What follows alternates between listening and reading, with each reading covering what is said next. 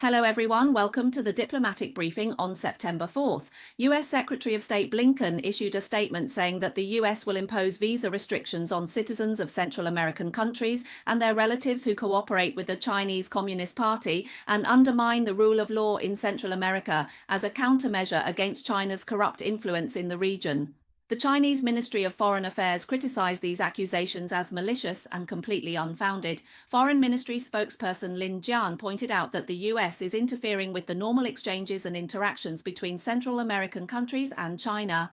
He said that these accusations are full of malice and completely unfounded, showing a lack of basic respect for Central American countries. This once again reflects the US's domineering approach in diplomacy, bullying the weak with its power, and exposes the deeply rooted ideological bias and Cold War mentality of certain politicians. Lin Jian emphasized that China is strongly dissatisfied with the US's groundless attacks and smears, its blatant coercive diplomacy, and its interference and sabotage of relations between China and Central American countries. He firmly opposed it and countered by saying that the US cannot intimidate truly insightful people by wielding the threat of visa sanctions, nor can it stop the historical tide of the development of relations between China and Central American countries. China will continue to strengthen exchanges and cooperation with Central American countries, promote local economic and social development, and better benefit the people of all countries. The US's actions may scare some Central American politicians, causing them to reduce or even avoid exchanges and cooperation with China, but the problem lies with the US. Is the US actually threatening these Central American countries, and will it provide them with economic assistance? China is the world's second largest economy, and it's difficult for any economy in the world to completely avoid trade with China. If these Central American countries reduce their interactions with China, how will they sustain their development? Given Trump's current approach of taking everything to the extreme, there won't be much substantial support. If the economies of these Central American countries can't be sustained, instability will arise, which may not necessarily be beneficial for the US either. Here's the story. Under Trump's heavy tariffs, China has instead become a beacon of hope for South American countries. According to a BBC report on September 5th, Brazil, the world's largest coffee producer, faces a 50% import tariff when exporting to the US. However, thanks to China's growing coffee culture and massive market, China has become a bright spot for Brazilian coffee exporters.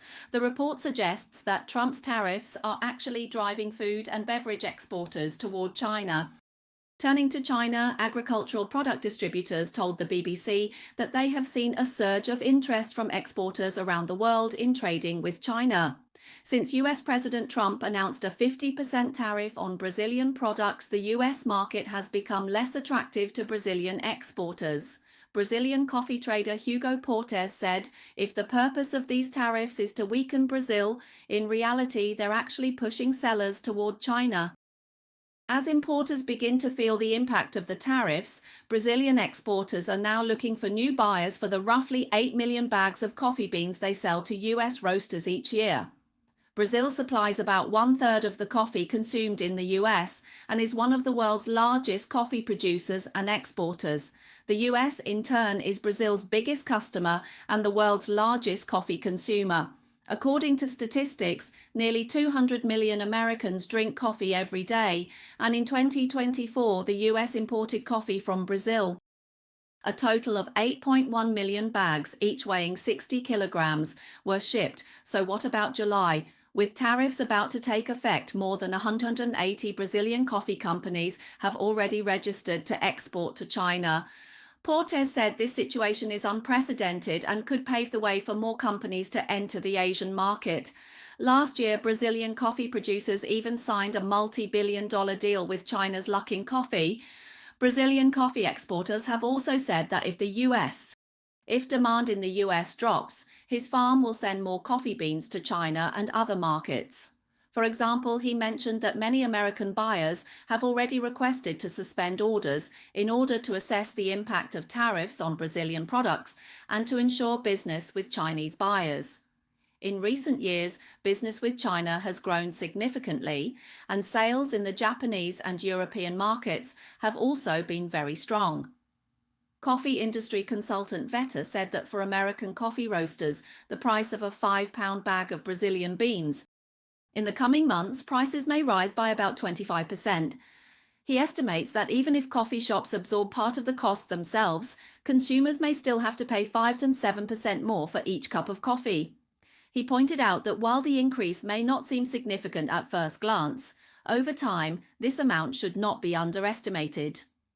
The report also quoted some American companies saying that they find it difficult to adapt to Trump's trade policies and believe that producing goods like coffee or shrimp domestically is simply unrealistic.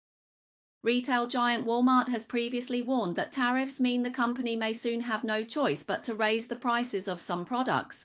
Walmart said that although they have so far absorbed part of the costs, they expect costs will continue to rise. Many analysts and industry insiders have said that American companies will at least pass on part of the tariff costs to US consumers. The conclusion is that America's tariff war will continue to force foreign companies that have long relied on the US market to adjust their shift toward markets like China to seek market diversification, which will result in the US having less political influence over these countries. In fact, the situation where the US is no longer the go-to destination is already happening in various fields. After the Trump administration tightened visa policies for Chinese students and significantly cut funding for local universities, studying in the US has lost much of its appeal for Chinese students at an accelerated pace. According to a Financial Times report on September 6th, the tense situation between China and the US has led some have stated that for Chinese companies, American academic credentials are no longer as valuable. The US job market is also unfriendly to international students, so they prefer to pursue further studies at the University of Hong Kong, a center for East-West exchange. Deng Xingwei, Associate Dean of the Faculty at HKU, has said that the new political climate in the US benefits Hong Kong, allowing HKU to attract more outstanding talent. Reports indicate a 23-year-old economics student from mainland China who studied at Barnard College of Columbia University once considered further studies in the US. Ultimately, she chose to return to China and continue her studies at the University of Hong Kong. She said that in recent years, the perceived value of a master's degree in the United States has declined, and the tense situation between China and the US may reduce the attractiveness of American graduates to Chinese companies. Moreover, the US job market is not very friendly to international students. According to the Financial Times, the University of Hong Kong, with its 114-year history, has always been a hub for exchanges between Western and Chinese scholars. But after the social unrest broke out in Hong Kong in 2019, many people doubted whether it could maintain its reputation. However, according to data from the University Grants Committee, the number of academic staff at the University of Hong Kong has increased by 13% compared to 2018. Currently, 1/3 of HKU's academic staff come from the mainland, which is higher than about 22% in 2018. The Financial Times also quoted the UGC as saying that the number of academic staff in business schools since 2018. The number increased from 14 people to 117 this year. The number of scholars in medicine, dentistry, engineering and technology has also risen. At the same time, the total number of students has grown from 29,099 in 2018 to 42,330 in 2024. During this period, under the government-funded scheme, the proportion of mainland students enrolled increased from about 15% to 24%. According to the report, a social sciences lecturer at the University of Hong Kong said that many mainland students who have studied abroad come to HKU to receive a Western education. The University of Hong Kong is ranked 11th in the QS World University Rankings, higher than last year's 17th place. Its ranking is above Yale University's 21st and Princeton University's 25th, while China's top universities, Peking University and Tsinghua University, are ranked 14th and 17th respectively. Professor Haiwei Tang, Associate Dean of the Faculty of Business and Economics and Director of the Asia Global Institute at HKU, admitted frankly, The new political climate in the United States is beneficial to Hong Kong, allowing HKU to attract even more outstanding talent. He pointed out that Trump's new policies targeting top American universities are beginning to encourage many professors in the US to consider other options, and Hong Kong is one of the few places in the world where universities can offer salaries comparable to and competitive with those in the US. Among the most notable cases is neuroscientist Hauser, who last year moved from University College London to the University of Hong Kong.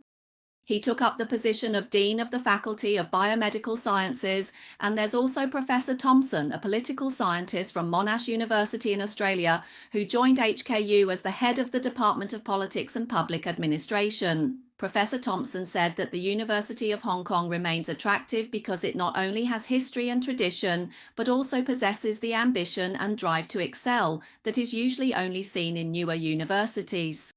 A vice professor at the University of Hong Kong who once studied in the United States said that while everywhere else is in turmoil, Hong Kong is relatively stable. Deng Shiwei also mentioned that Hong Kong is not only an international education hub, but also an international financial center. After Trump returned to the White House, he not only imposed strict measures and made deep cuts to education funding at prestigious American universities like Harvard and Columbia, but also once again targeted Chinese students by tightening the review process for student visas, the US Secretary of State. In May this year, he said that student visas related to the Chinese Communist Party would be revoked and that the review process for new applicants would be further strengthened.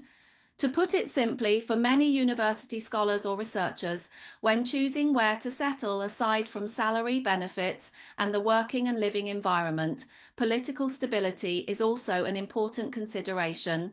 Even more crucial is the potential for long-term development. China is continuously enhancing its academic and scientific capabilities, and with the influx of young talent, is strong, which is also believed to be a main factor attracting them.